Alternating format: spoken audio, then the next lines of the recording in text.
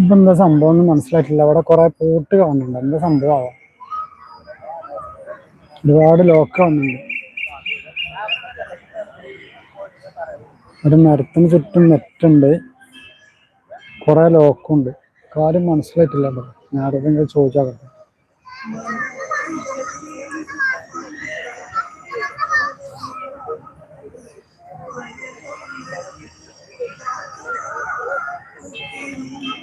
ഇതെന്താ സംഭവം ലോക്ക്?